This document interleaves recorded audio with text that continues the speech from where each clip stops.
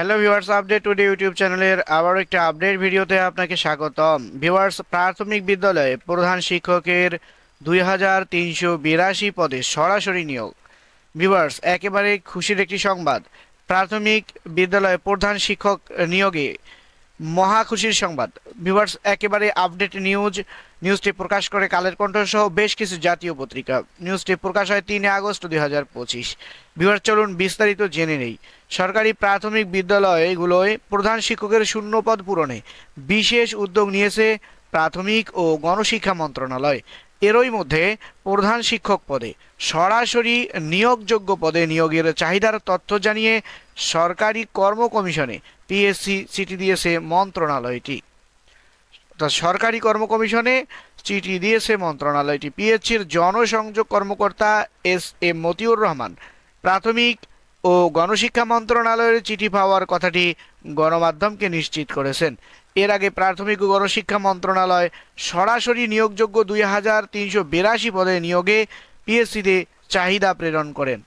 এছাড়া মামলার কারণে আটকে থাকা 31,459টি পদ মামলা নিষ্পত্তি হওয়া মাত্র পদোন্নতির মাধ্যমে মন্ত্রণালয় পূরণ করবে বলে জানিয়েছে।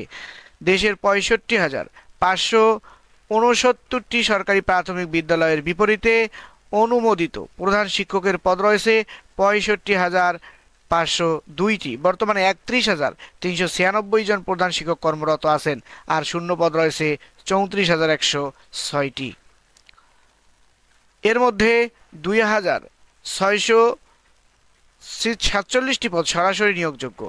এর 10% সংরক্ষিত রেখে অবশিষ্ট 2,382টি পদে স্বতন্ত্রভাবে সরাসরি নিয়োগের উদ্যোগ নেওয়া হয়েছে। ইতিমধ্যে মন্ত্রণালয় থেকে বাংলাদেশ সরকারি কর্ম কমিশন পিএসসি সচিবালয়ে চাহিদাপত্র পাঠানো হয়েছে। অচিরেই এসব পদে নিয়োগের জন্য পিএসসি বিজ্ঞপ্তি প্রকাশ করবে। এছাড়া জাতীয়করণকৃত শিক্ষকদের গ্রেডেশন সংক্রান্ত মামলা নিষ্পত্তি হওয়ার সঙ্গে সঙ্গেই 31,459টি পদে সরকারি শিক্ষক নিয়োগ প্রধান শিক্ষক পদে পদোন্নতির প্রক্রিয়া শুরু হবে। মন্ত্রণালয় থেকে জানানো হয়, এই নিয়োগ সম্পন্ন হলে সরকারি প্রাথমিক বিদ্যালয়গুলোর জনবল ঘাটতি অনেকাংশে পূরণ হবে। এতে প্রতিষ্ঠানগুলোর শিক্ষা কার্যক্রম আরও উন্নত ও গতিশীল হবে।